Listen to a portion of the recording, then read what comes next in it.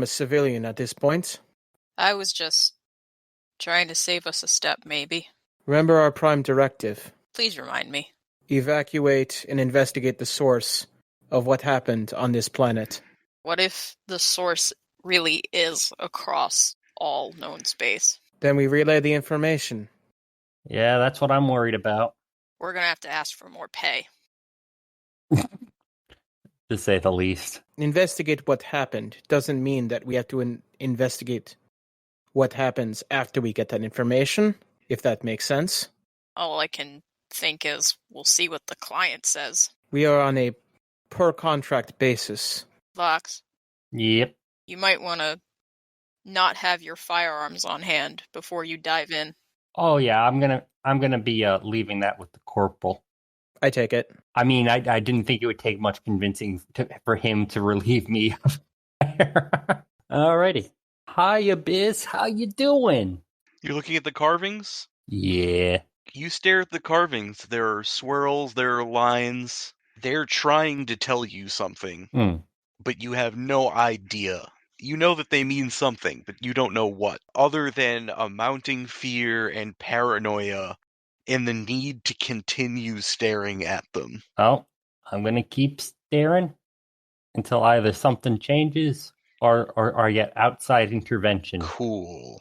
How long are you guys going to let Vox stare at these carvings? I'm going to give him about 10 minutes, and then I'm going to pull him out. Oh, I would say go for the same amount of time that... How long was that anyways? Probably a half an hour. That seems right. Okay. All right. So you guys are just keeping... Well, I'm going to say the corporal is keeping an eye on Vox. Yep. And Klein is probably trying to collect herself. I see myself pacing in a circle, still holding my head. Not necessarily in pain, but just not as... Like, what the fuck did I just see? Yeah, just kind of trying to calm down. Okay. So Vox is just staring to the corporal's point of view. His face is blank. Every so often, he works his mouth like he's trying to puzzle something through, but the minutes tick by and there is no significant change. When you reach the half-hour mark, there is still no significant change. Well, the corporal won't know that until I'm out of it. Yeah. No, I'm saying from his point of view, there is no significant change. Like, half-hour in, Vox still has the blank look on his face. So he looks like normal. Every so often, there's slight movement of the mouth. Maybe there's a little bit of sweat on his brow. But otherwise, he looks no different. Okay. I'm still keeping the gun traced on him in case of any sudden movements. Aggressive, you know? Yep. Sudden aggressive movements, that is. Thank you for that clarifier. Suddenly stands up, shot in the head, dead. Like, I'm cold-blooded, but I'm not that cold-blooded. Come on. When do you want me to break him out? I look at my space watch, I guess. There's some kind of cosmic timer on the thing that we had running. Yeah, it projects a holographic smiling sphinx that's just moving its arms around. What does the great sphinx say for the amount of time that has elapsed? A half an hour has passed, at least as long as Klein was staring. All right. The corporal looks at Klein.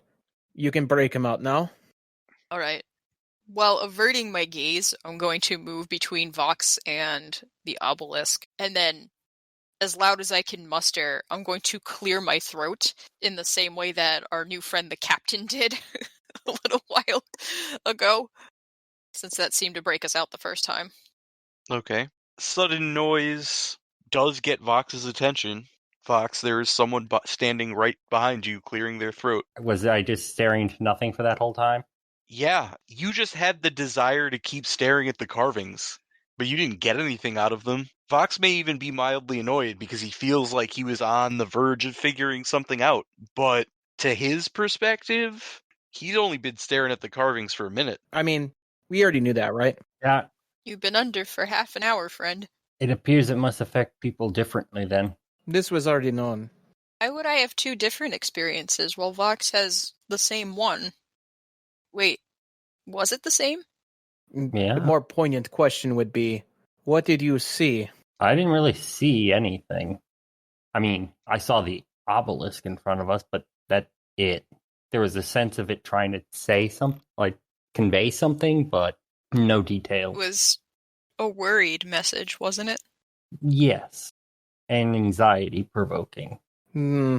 but nothing beyond that. No new information then. No. I think we've gotten all the information we're going to get out of this, whatever this is. Yeah. It just shows you the same things over and over. It's on a loop. I just don't. I'm angry. Why is this here if the problem is way the fuck out there? Well, if there's something capable of treating the fungus, then it might have originated over there and they found a possible cure here, which would explain why Why they is there brought no their rock ship telling us here. about the cure then? That might have been useful information. Possibly for the same reason why the ship was destroyed. They lost control before they could solve it. The fact remains, and we should stick to the facts at this point because emotions are just going to get in the way right now. We are dealing with a situation that is far out of our retinue. Is that the word? I think that is the word, right? Either that, or you could say out of our depth. Yeah. Ah, yes, yeah. The depth, yes. We are definitely out of our depth. So, in that case, all we can really do is gather enough information to relay back to our contractors and then await further instructions. And Yeah. if they are to employ us further, we shall renegotiate the terms. What's there left to do on this planet? I refer back to the Prime Directive. We extract those that are still living, and we find potentially maybe a cure, because we do not know if we are stares poignantly at Vox. Well, I mean, how long did it take us to get here? Because it was like an hour, several hours, wasn't it? An hour, I think. Yeah, it took just about an hour to get to the carving camp. And how long was it for the testing? It was every. Yeah, you would need at least a couple hours to go by to get accurate test results. We can do another test as well. All right. I don't want to do it as much as you don't want to do it, but No, I get it. Oh, I want to do it. No, you don't. Yes, I do. I want to know if I got fungus. I guess that's fair. all right, great voice in the sky. At this point, you hear someone clearing their throat. You look over, and the captain it seems to be coming too. He rubs his face, he looks up at you guys, and much more coherently, if a bit exhausted sounding. Tass, you said Tass is on the ship still. Yes, Welcome back, Captain. on your ship. We gotta get that door unlocked. He weakly drags himself up to his feet. We found your card. I think tried to go to the observatory. They might still be alive. Who are they? He kind of struggles for a minute. Dr. Mill, I believe one of the petty officers, I believe Dr. Keene. She was up there when this all went down. All right. Well, then we'll definitely need to go check it out. If I remember correctly, that can only be reached by Raft. the hover Yeah. craft. Yeah. Well, look, you can take my card and go get Tass. I don't want to go back to Candling Station. What is your goal? You sit out here, you die. There's a sheen of fear in his eyes as he looks up at you. You don't understand what happened over there. No, I am very well aware of what happened there. We've already dealt with some of them. Well, hang on. Why don't we compare notes? So, this is what we found out so far, Captain. The astrogator cut herself on something that was being brought planet-side. Yeah. This appears to be a channel of transmission. As she grew more ill, she also grew less stable, steady, mentally, I mean. And less human, eventually. She reached a breaking point, stabbed herself, and then began stabbing other people. Yeah. Which furthered the spread of whatever this is. This led to more people being sick, complete chaos. One building we found was completely burned out on the inside, a window broken out. The early stages, you're just sick. You don't feel well. Maybe a day goes by, they start getting ideas in their head. They start acting strangely. Shortly after that, they lose all control. He looks you all in the eyes one at a time. You're a crew. right? You've traveled together, you know each other, you might even be friends. I had to watch my crew, who I am responsible for, tear each other apart. They became food for whatever this thing is. It uses them as puppets to bring itself more food. They were dragging people back to the science building, back to my astrogator, my friend. Ooh. Well, that's a new version of human atrocity I have to check off my list. Is it even human, No, it's though? not human. No. I didn't stick around long enough to see what it became, but The corporal kind of sighs again, which apparently is starting to become a trademark. Captain, we will need your help to man the aircraft. Whether you trust us enough to do that is your prerogative. We are here to help. We are here to extract and get you off this planet, should you desire that. Oh. Hey, we don't have a spare communicator, do we? Because we could, if there was a way we could share our objective with him, like an official document, that might... Yeah. Now I can't think of words. Like, I'm pretty sure at this point, it's not necessarily that he doesn't believe that we're on a mission. It's whether or not he thinks we're infected. I believe this is a circumstance where a persuasion check would come in handy. Oh. Who is the most social out of all of us? Because it's not me.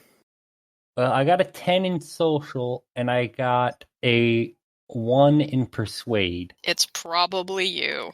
I just look at Vox. Here we go.